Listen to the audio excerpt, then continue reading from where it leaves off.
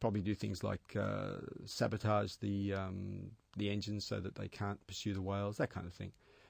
He's quite radical in his approach, but he's never harmed any person in all the years that he's been operating, and that's been for a long time, and that appealed to me. But they're too out there for even for Greenpeace, Sea Shepherd, aren't they? I mean, they're sort of seen by even Greenpeace as the radical fringe. Well, that's right, but you've got to understand too that he was a founder of Greenpeace, and then Greenpeace started to get a bit more involved in the corporate side of things and lost their radical edge, and also they, Greenpeace will spend $40 million on a office building in Germany as their base of operations. Now, that's money not being used to save whales or protect the environment, whereas Paul Watson is very much like us. All of his money goes to what he's passionate about, and it's the same with Greyman. All of the money goes to rescuing, protecting children. Meanwhile, you've also taken up anthropology. Now, I love anthropology as much as the next man, but for a man of action, that's a bit bookish, isn't it? Well, it stems out of my interest in human survival, and I've worked with, I've spent time with the Sami of Lapland and the Bedouin of the Middle East and the Aborigines and Thai hill tribes, and I've always been interested in how people can survive and live off the land and that kind of knowledge. And so, the closest thing I could find that it was degree oriented was anthropology, because they look at tribal people. So I went and did my degree in it and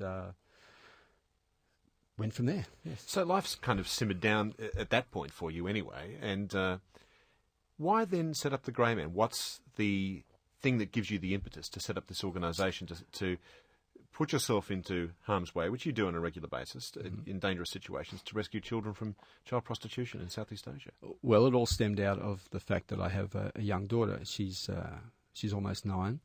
And when I started this, which was about three years ago, she was only 5 then. And I remember I was at a bit of a low ebb. I was looking for something to put my energy into, and she was lying in the bed asleep. And I remember standing at the doorway watching her breathing. And out of the blue, this kind of, well, it's my voice, but it just came into my head, this idea. It said, there are children her age being abused in Southeast Asia. And I thought, whoa, where did that come from? That was just a bit weird. And I remember thinking to myself, well, if I could do anything about it, I would. And of course, that's the big problem with most people, is that we always think someone else is going to step up and do things. So I just left it at that. But a few days later, the army is notorious with their paperwork, and they'd lost this paperwork for a long time, and they actually finally got their act together, and they pumped quite a large chunk of money into my bank account the following week. So I thought, well, I'm going to take this as a sign, and 2 weeks later I'd hit the ground. I was in Thailand, and I was chasing organisations that were working with preventing children going into brothels. Just out of the blue, you just got a flight to Thailand and just asked around? I did a bit of research on the internet in the intervening week or two, and got a few contacts. And then when I got to Thailand, I just started ringing. Started language courses, like one a day, and luckily, the Kids Ark Foundation were one of the few organisations that would actually meet with me, and I think that's been a very fruitful partnership over the years, because they do excellent work with orphaned aged children in Thailand, and we've slotted in with a lot of their village work. And I met up with another organisation called IJM, which is a Christian-based organisation, but they've been quite effective against child trafficking. And I met with their head of operations, and they've got to be wary, because I could have been a pedophile, yeah.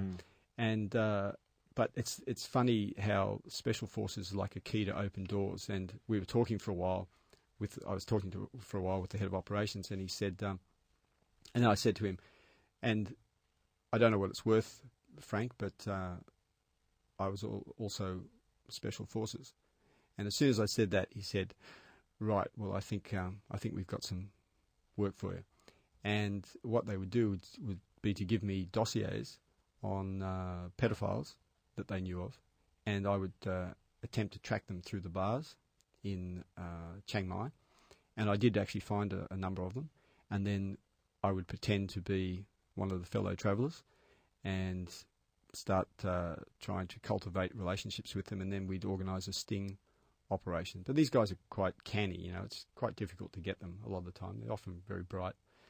And so I did that for quite a period of time. But in the meantime, when I wasn't doing that, I was running my own operations to get children out of the brothels. What do you remember about the first such operation? Can you tell me about what happened? Well, it went reasonably smoothly, actually. There was a young girl, and there's an area of Chiang Mai called Santitam, which is a pretty low-end type of area. And I went into, I think it was about 4 different brothels there, and the walls were lined with girls. And I just asked if they had any Hill Tribe children, because I liked the Hill Tribe kids. And they said there was what was it? I think she was a Karen girl. And so I paid to take her out and explain the whole situation with her, with an interpreter we'd found in the markets, of all things. And she was reluctant. I think we had maybe 2 more meetings with her. And then finally she decided she wanted to go back to her village. So I organised for them to take her back.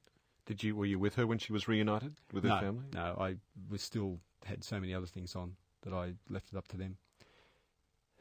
Obviously, this is very emotional work. I mean, I'm feeling quite overcome as I'm talking to you about your work, John. How do you keep a level head during this kind of work? How do you not throw the fellow clients in the brothel out the window? Well, I guess I kind of stayed distanced from it. You know, I over the years I've probably developed a bit of a Buddhist view of where we're all in this mishmash of life on earth, and you know, none of us are probably saints, and none of us are all sinner. You know, everyone's got some redeeming qualities in them. So what I try and do is not get caught up in the emotion of it, because that will interfere with my effectiveness and my ability to do things. It's like I have a friend who was complaining about all the problems in the world last year, and she's going, oh, you know, and there's the war in Iraq, and there's the climate change, and there's this and there's this and this. And I just said, stop. Look, pick one. Just pick one and fix it. And that's how I see it. It's just I've just picked one and I'm fixing it. And I don't get caught up in blaming anyone. It's just what's happening, and it's just what I've chosen to do. Sometimes people say to you, why aren't you helping kids in Australia? What do you say to people that say that to you, John? You've got a good answer for that, haven't you? Well, yes, because this comes up a lot. People are always saying this to me. First of all, we don't know of any Australian kids who are being trafficked into brothels. Secondly, the money goes much further in Thailand than it would here. Australia has a variety of agencies and authorities to assist children, so you know it's taken care of to some degree here, much more than Thailand, because we've got a lot more. We're throwing a lot more money at these problems. Thailand has a much greater need, and we don't have the same amount of red tape to go through. We can operate fairly easily there. And the funny thing is that whenever I ask these people, so what are you doing for Australian kids? They usually stammer and, well, nothing. So I think if you really have a concern with helping Australian kids, then don't look to me, just do it, yeah. Are you in danger of being arrested doing what you do? Because you are posing as a client in these places. You go into them and you're paying money to rescue these kids, but are you in danger of getting into serious